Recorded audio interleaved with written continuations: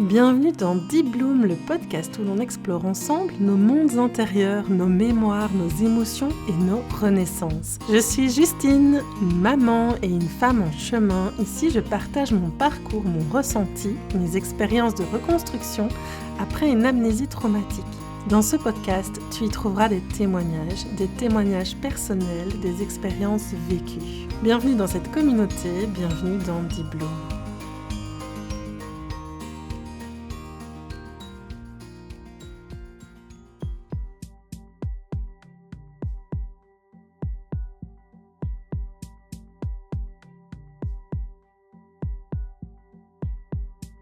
Pour de nombreuses raisons, on a eu beaucoup d'interdictions, beaucoup de croyances qui ont été créées par la société, l'éducation. Et moi, j'ai intégré beaucoup d'interdictions. Donc j'aimerais ici t'expliquer toutes les permissions que je me suis données. Peut-être qu'elles vont t'éclairer, peut-être qu'elles vont t'aider. Et j'espère que certaines feront écho et te permettront de peut-être juste de te déculpabiliser, de donner juste la permission d'être. Alors, les premières permissions sont liées à la permission d'être. Tu as la permission de ne pas aimer ta famille. Tu as la permission d'aimer sans excuser. Tu as la permission de reconnaître ce qui t'a manqué. Tu as la permission d'avoir survécu comme tu as pu. Tu as la permission de ne pas être reconnaissant de ce que tu as traversé. La résilience n'efface pas les blessures, elle permet de vivre avec sans se nier. Surtout en ce moment, et c'est peut-être pour ça que j'ai commencé et que j'ai voulu faire ce podcast, la période de Noël nous invite vraiment à... On a l'impression qu'il y a quand même cette injonction dans la période de Noël à être heureux en famille, à vivre des fêtes joyeuses, vivre des fêtes en famille. Donc j'aimerais aussi ajouter ces permissions-là. Tu as la permission de ne pas vouloir fêter Noël, de ne pas vouloir fêter le Nouvel An, de ne pas vouloir être en famille. Tu as la permission de refuser une fête de Noël en famille et de préférer la faire avec quelqu'un d'autre ou tout seul. Tu as la permission aussi de ne pas être heureux à Noël et au Nouvel An. Et on est nombreuses à ne pas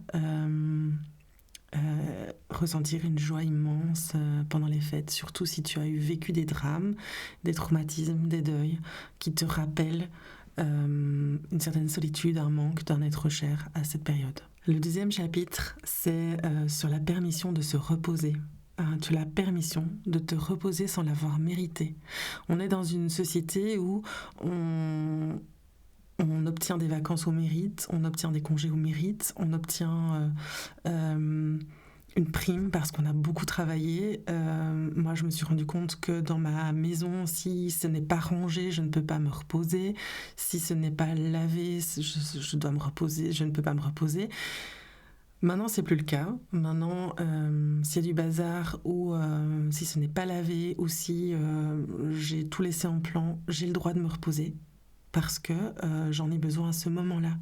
Ce n'est pas parce que je me suis rendu compte en fait que j'avais ce besoin de repos, que je n'écoutais pas parce que je devais travailler, je devais ranger ma maison, faire des tâches sur ma to-do list.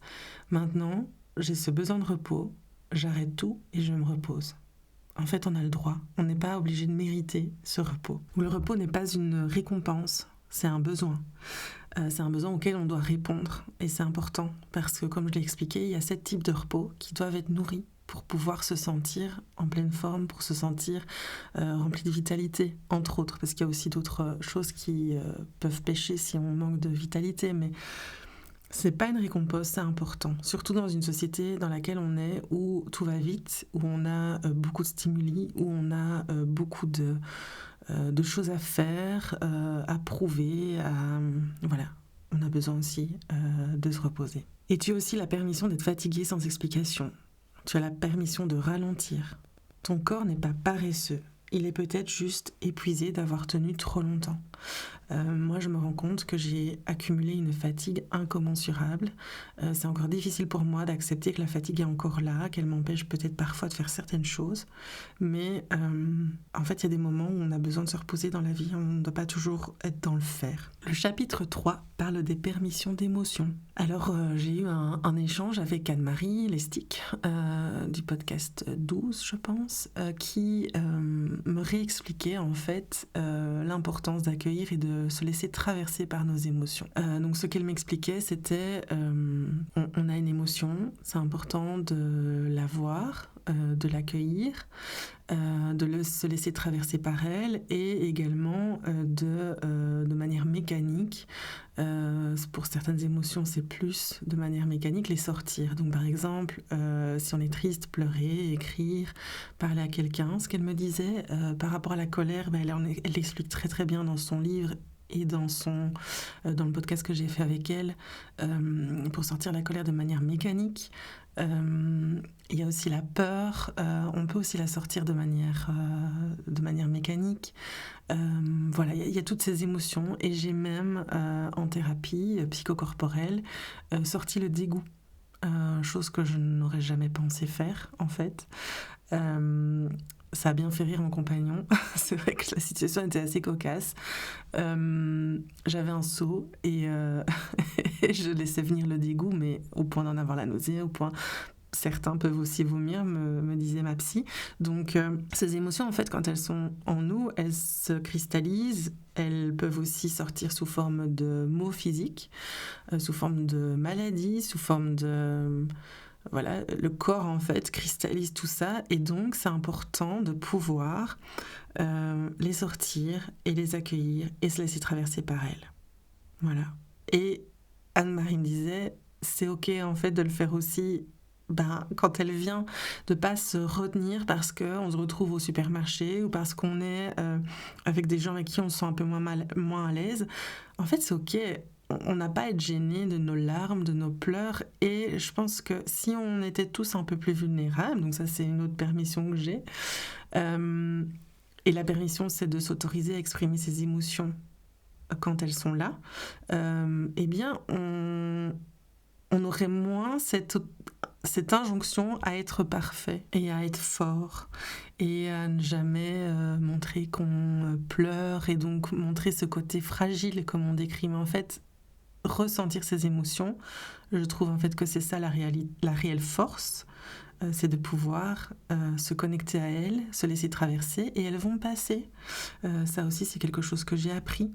C'est des émotions qui sont fortes avec une grande intensité et puis ça va diminuer, l'intensité va diminuer, autre chose va passer et puis on va avoir un autre vécu.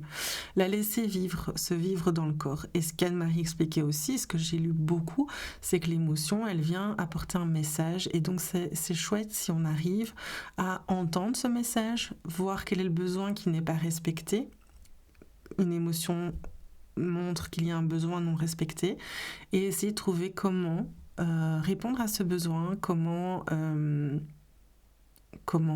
satisfaire ce besoin. Ce que je voulais dire aussi, c'est que tout ce que je vous dis ici, toutes ces permissions, je ne veux pas que ça soit des injonctions, de nouvelles injonctions pour vous. C'est juste des permissions de s'autoriser à être en fait. Et c'est OK si on n'arrive pas à s'autoriser et c'est OK si on n'arrive pas à se donner la permission. Je pense qu'on a assez de choses à penser, à faire, surtout quand on a une grosse charge mentale, des enfants, un métier qui est difficile, etc. Et puis des traumas en plus. Il faut se foutre la paix. Donc moi je vous donne l'autorisation et la permission de vous foutre la paix. Vous foutre la paix avec le développement personnel, de vous foutre la paix avec toutes ces injonctions qu'on voit sur les réseaux sociaux, parce qu'il y en a énormément. Je vais un peu m'égarer, mais il y a les injonctions à être une mère parfaite, à avoir une parentalité positive, à être un parent bienveillant, à être un parent qui fait des activités, qui éduque son enfant, qui lui apprend à lire, à écrire avant l'heure et avant l'école.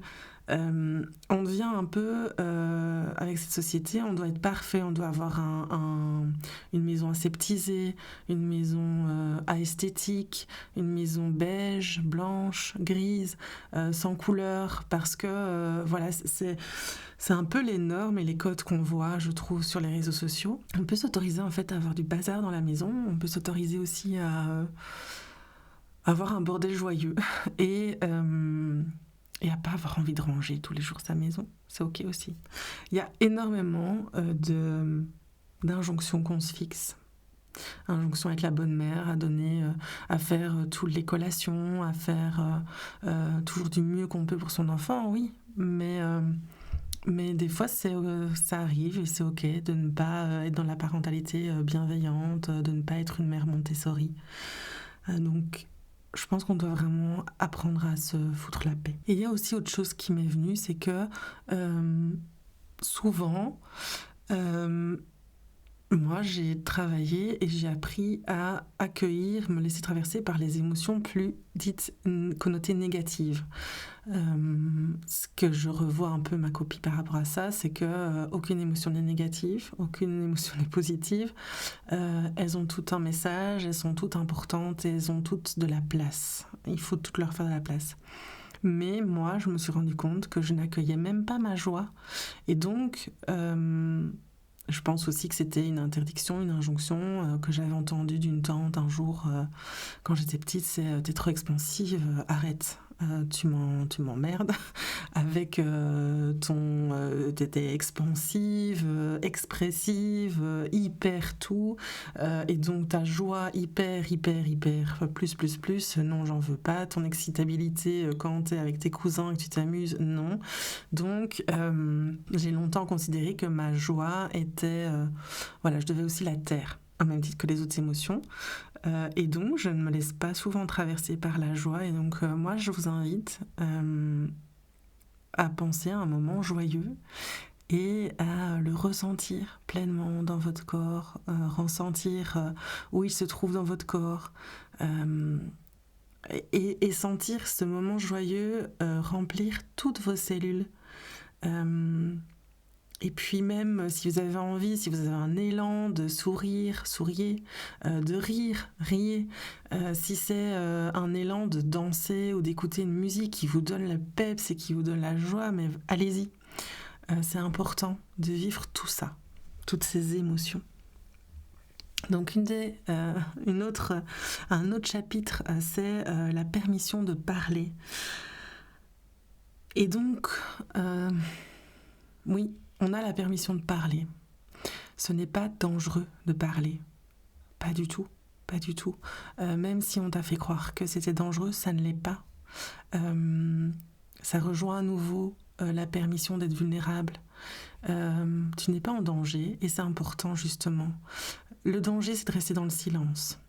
Ça, je pense que le silence peut tuer. Je pense que le silence peut détruire des vies, des familles, et détruire la santé des personnes. On entend souvent qu'on devait... on nous a souvent dit tu ne parles pas de ça à l'extérieur, tu ne parles pas... ça ne regarde pas les autres, on lave le linge sale en famille. Mais en fait, c'est important de ne pas rester seul face à une douleur, face à quelque chose qui est difficile. Et donc, parle à quelqu'un de confiance, parle à un psychologue, un thérapeute, quelqu'un en qui tu as confiance, quelqu'un qui a peut-être aussi les diplômes en fonction de ton besoin et parle pour sortir de là. Il y a des ASBL, il y a des associations, il y a des numéros d'appel, etc. Tu as aussi la permission de raconter ton histoire à ton rythme, ce qui... fait extrêmement écho à mon histoire. Quand j'ai eu ma levée d'amnésie, c'était très compliqué parce que j'avais pas toutes les informations au début, je ne les ai toujours pas entièrement. J'ai des informations, mais je sais qu'il y a d'autres choses qui sont cachées à ma conscience encore maintenant. Et les gens n'ont pas à insister pour que tu parles. Tu ne leur dois pas des explications sur ce que tu vis, sur ce que tu ressens.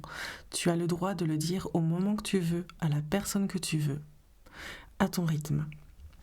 Et ça, quand ça m'a énormément aidée, pendant ma levée d'amnésie, Caroline, je ne sais plus comment elle s'appelle, Mazero, elle a vécu une levée d'amnésie traumatique suite à un inceste. Et elle expliquait dans une interview qu'en fait, forcer à parler les victimes, c'était les victimiser une deuxième fois, c'était les agresser une deuxième fois.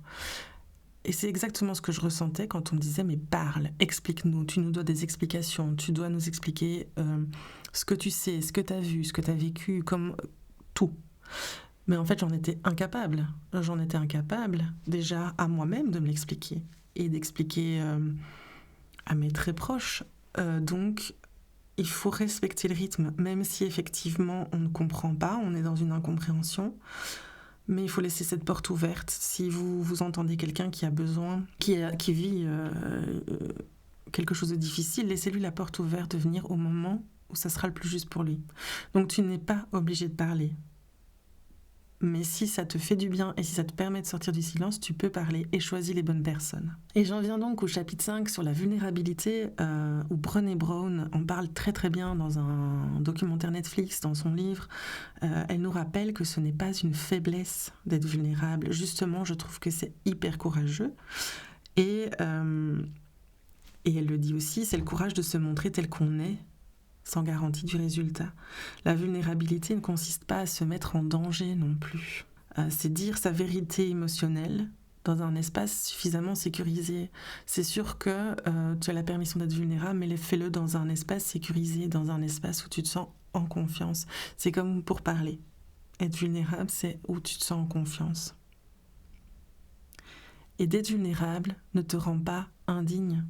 Tu es totalement digne en étant vulnérable. Et ça aide aussi même.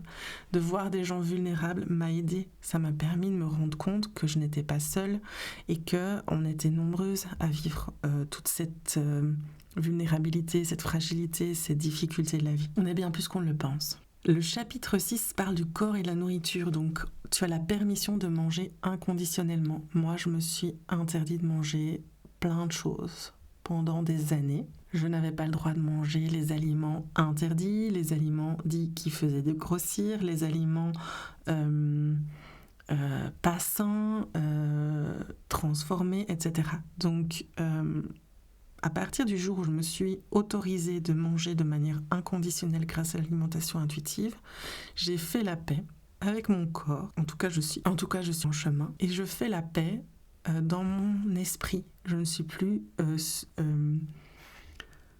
en restriction et je ne suis plus non-stop en train de penser à la nourriture. Qu'est-ce que je vais manger?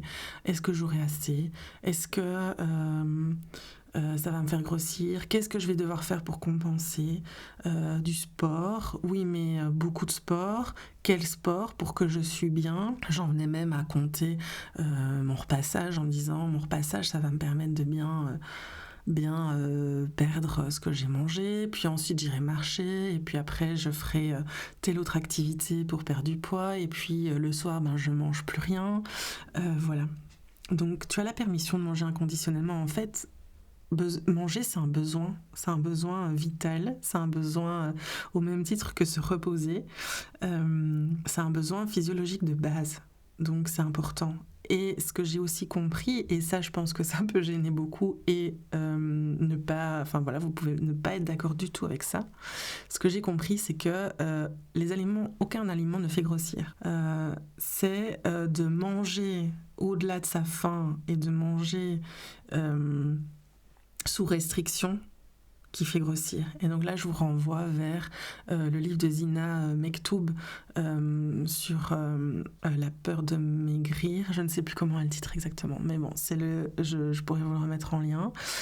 Ou alors d'aller voir des psychologues formés en alimentation intuitive, ou Marion de Mon Alimentation Intuitive sur Instagram, qui en parle extrêmement bien et qui m'a aidée à faire ce chemin d'alimentation intuitive, où maintenant je n'ai plus l'espace mental qui était tout le temps occupé par la nourriture. Maintenant je peux faire des projets, je peux faire d'autres choses et je ne pense pas à ça tout le temps. Et autre chose, tu as la permission de vivre avant d'avoir le corps idéal. Combien de fois je me suis dit je ne peux pas faire telle activité parce que je n'ai pas le bon corps, parce que je n'ai pas le summer body. Et en fait, qui Qui m'interdit d'aller à la piscine avec tous mes kilos en trop selon les normes? Qui m'interdit d'aller à la piscine avec ce corps-là? Qui m'interdit de faire l'équitation avec ce corps-là? J'avais cette croyance-là et j'ai fait l'équitation en pesant plus de 100 kilos. J'ai toutes sortes d'injonctions d'activités à cause de mon poids, et je me disais, et c'est un peu ce que je me disais pour beaucoup de choses, quand j'aurai atteint ce poids-là, je serai heureuse. Quand j'aurai acquis telle chose, je serai heureuse. Ben, en fait, non. Je cherchais le bonheur ailleurs.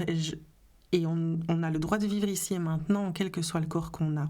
Donc c'est une permission de vivre la vie pleinement, de vivre les activités qu'on veut, quel que soit notre corps. Et autre chose par rapport au corps, c'est tu ne peux pas porter certains habits parce qu'ils vont te grossir, tu ne peux pas porter certaines couleurs parce qu'elles sont grossissantes.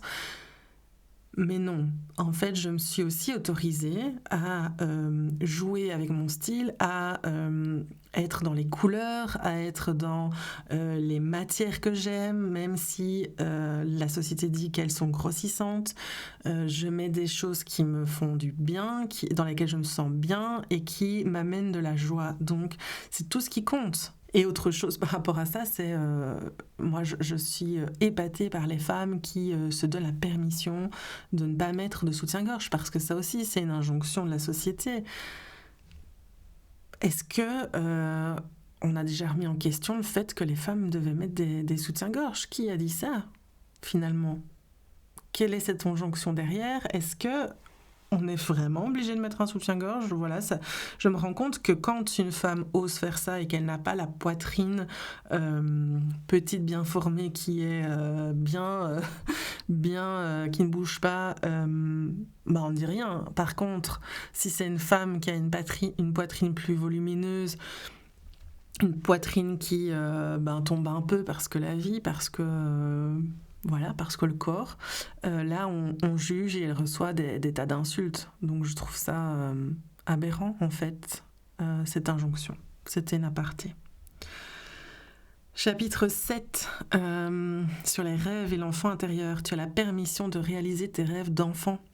Tu as la permission de jouer, même à l'âge adulte. Et ce qui est fabuleux, c'est quand Anne-Marie me dit « j'ai un trampoline chez moi » et qu'elle fait du trampoline chez elle. Qui a dit que le trampoline était réservé uniquement aux enfants? Moi, j'avais toujours rêvé de faire de l'équitation. J'en ai fait à 37 ans. Qui nous limite pour les rêves? Parfois on dit t'as plus l'âge de faire ça, t'as un statut social qui t'empêche de faire ça, mais non. C'est important de s'autoriser des moments de jeu et de plaisir parce que ça régule notre système nerveux, et réguler notre système nerveux c'est super important pour être beaucoup plus en paix, beaucoup plus serein. Il y a aussi un autre chapitre, c'est dire non. Tu as la permission de dire non. Tu as la permission de dire non sans te justifier. Ça, c'est quelque chose qui est encore difficile pour moi. J'ai l'impression que je dois justifier pourquoi je n'ai pas fait certaines choses, pourquoi je dis non et pourquoi je refuse d'autres choses. Tu as la permission aussi de ne plus te dire non à toi-même en disant oui à l'autre. Combien de fois on veut faire plaisir, mais en fait, on se nie totalement. On va vraiment à l'encontre de nos propres besoins en disant oui à l'autre. Et dire non, c'est pas rejeter en fait, c'est se rencontrer. Et j'ai beaucoup dit oui par plaisir, j'ai beaucoup fait de people pleasing et j'en fais encore et je m'en rends encore compte. Donc je travaille là-dessus encore moi-même, mais je me rends compte que je préfère être en relation avec des personnes qui savent me dire non, parce qu'au moins je sais que c'est clair et je sais que l'autre ne se force pas, parce que quand l'autre se force, je le ressens très fort et je me sens hyper mal à l'aise. Donc la relation, elle est un peu biaisée parce que j'ai l'impression que l'autre n'est pas honnête, que l'autre ne dit pas vraiment ce qu'il pense et qu'en plus il se sent pas très bien dans la relation avec moi. Donc je préfère vraiment être en relation avec quelqu'un qui sait dire non et qui dit ses limites. C'est pour ça que moi, d'avoir vécu ces deux types de relations, je travaille vraiment fortement pour pouvoir dire non à l'autre et donc me dire oui à moi. Il y a aussi beaucoup de gens qui peuvent se dire oui mais t'es égoïste finalement, tu ne penses qu'à toi, mais c'est un peu comme cette permission que je me donne, c'est de me prioriser. Des fois, j'y arrive pas. C'est clair, quand on a des enfants, c'est pas facile. Ou des impondérables, quels qu'ils soient, familiaux ou au niveau du travail. Mais au maximum, j'essaie de me prioriser. Et j'ai une réflexion sous un commentaire où je me suis dit, mais oui, c'est vrai que ça peut choquer et que la personne peut se dire, mais elle pense pas aux autres, elle est complètement égoïste. Mais en fait, de me prioriser, ça me permet d'être mieux avec moi et donc d'être mieux ensuite dans la relation à l'autre, et ça me permet d'être plus en joie et de ne pas traîner les pieds, de ne pas râler, de ne pas parce que j'aurais nourri mes besoins et que je me serais priorisée et que j'aurais pris soin de moi en premier. Voilà, j'espère que ces permissions que je me donne seront des petites lumières sur votre chemin. Je voulais quand même insister sur le fait que vous n'avez rien à prouver. Vous avez la permission d'être vous maintenant, comme vous êtes, et vraiment, je l'ai dit plusieurs fois à des chouettes nanas qui sont venues pour mon podcast chez moi, et je leur ai dit, mais qui s'excusaient d'être venues habillées d'une certaine manière ou avec certaines émotions, et je dis, mais ici on vient comme on est.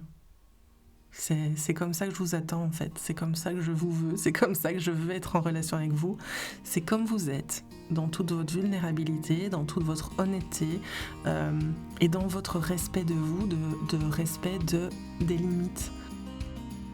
Merci d'avoir partagé ce moment avec nous dans Deep Bloom. J'espère que cette conversation vous a offert inspiration, douceur et l'élan de croire en vos propres possibles.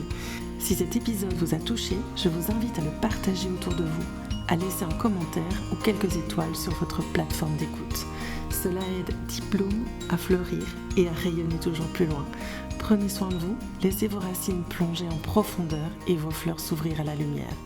On se retrouve très bientôt pour un nouvel épisode, une nouvelle rencontre, un nouveau souffle d'espoir. À très vite.